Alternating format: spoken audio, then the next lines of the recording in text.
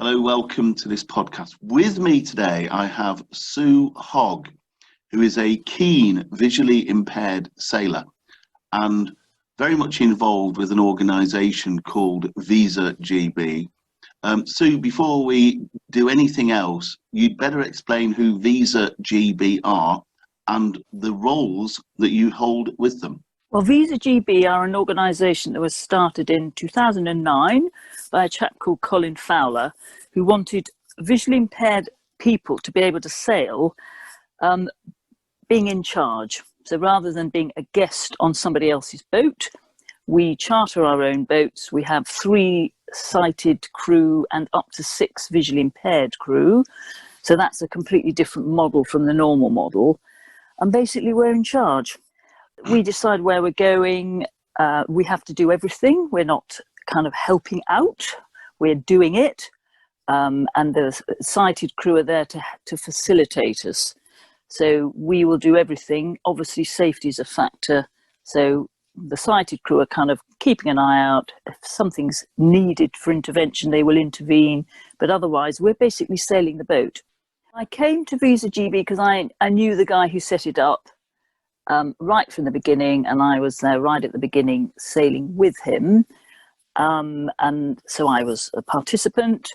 I then got encouraged to become a trustee and a membership secretary, very closely linked. So I look after all the blind people, and I'm also now vice chair, and I'm also the person that organises the actual sailing. So when you're on the boat, tell me about an average day for you and other visually impaired sailors. What will you be doing? Well, the first thing you do is you get up. Hurrah. And that's quite entertaining in itself, because if you think about it, there may be 9 people on a boat. There are 2 bathrooms, effectively. So you're all hithering and dithering and all that stuff. Then we have breakfast, which we lay the table. We may have a cooked breakfast or an ordinary thing. You'll then head off to the shower block if we're somewhere where there's a nice shower block. And then we'll set off sailing, probably about 10 o'clock. Takes a bit of doing, getting life jackets on and everything. And then off you go, lunch while you're actually sailing, and then you finish about 4 or 5. Cook your own meals and have a lovely evening after the meal, generally just sitting around chatting. So when you're sailing, Sue, tell me about the various jobs that blind and partially sighted sailors will actually be doing. Well, the great thing about Visa is that we do everything that the sighted sailors do. And that is everything. The job most people love best is at the helm. That's actually steering. So that's a great big wheel, steering, fantastic. Then there are the obvious things like pulling up the mainsail. That's on a winch or by hand, pulling until the mainsail goes right to the top of the mast. You've got a sail at the front which has to be released. That's the jib. And then you have changing the sail from one side to the other. That's called tacking. And then tying on offenders and all that sort of thing. So there's always things to be done and ropes to be coiled, and it's great fun. Do you have to be fit to do it? Well, it's a bit of a myth that you have to be fit, because most of sailing consists of sitting on your bottom, doing not very much, if you're going in a straight line. So it's only when you change direction that there is anything to be done. So you can be not very fit, but you do need to be able to go down the companionway, which is some steps from the outside to the inside. So you have to go backwards down steps. But apart from that, and having a moderately good sense of balance and lots of common sense, hanging on to things as you walk around, you can be of average fitness. There might be some visually impaired people listening to this who think this sounds all rather dangerous and risky. Is it? It's not dangerous if you use your common sense. You will have a life jacket on at all times. Generally, we don't go out of the cockpit, which is the back bit, while we're sailing, unless it's a very calm sea.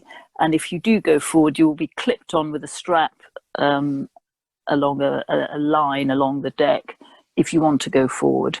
And we have people who've sailed forever who hop around like, very light on their feet, going to the front and doing all that sort of work. So what's the relationship like then, Sue, with the fully sighted volunteers? It's a very interesting one, that, because on a normal sailing boat, the visually impaired person is a guest and they're added in and they will do things now and then. On our boats, the sighted volunteers are facilitators, but they let us do it as much as we can, and they will be there, and if we can't manage it, they will help us. But basically, they're just watching. And often it's the visually impaired sailors will help each other. So with a good skipper, he's talking you through the whole process, and as you do it more and more, you get more slick at it, and you get into a rhythm. If it looks like something is about to go seriously wrong, are the sighted volunteers effectively empowered to intervene? Yeah, they would generally not grab a rope from your hand, but you would know between you that you needed help and the person would be there. So there'd have to be good communication, obviously. Tell me about the journeys you do while you're sailing, because you go far and wide, don't you? We do. Most of our sailing's done along the south coast. Most of it's done from Southampton west, right the way down to Cornwall. So there's a lot of sailing along that coast there. We're doing a week in Scotland in May of next year. We are going to the Mediterranean in September of next year. And we have the grand plan to sail around Britain in probably 2023. So before we go to the contact details, Sue, just tell me, what do you get out of sailing? Why do you do it? I've always wanted to sail. I sort of used to see the boats in the marinas and sailing on the horizon. It just looked so wonderful. And then when I was registered partially sighted, suddenly I found this article in one of the magazines saying, come sailing with us. And so I joined East, it was, and Blind Week. And what I absolutely love about it is a way of feeling at one with everything around you. I nearly said the universe, but that sounds rather zen. But it does feel like that. You're there on the boat when everything works properly and it all comes together. It's just the most wonderful feeling, really harmonious. The wind in my hair on the sun on my back at the helm is just my favourite feeling. And then you meet such fantastic people. The skippers, the volunteers who give their time are just the nicest people you could wish to meet.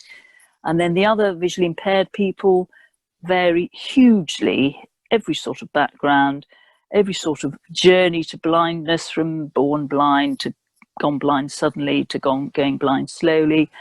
Huge sense of adventure, great sense of camaraderie. And I have to say, I think I laugh. I do about half my annual laughing on a week's sailing.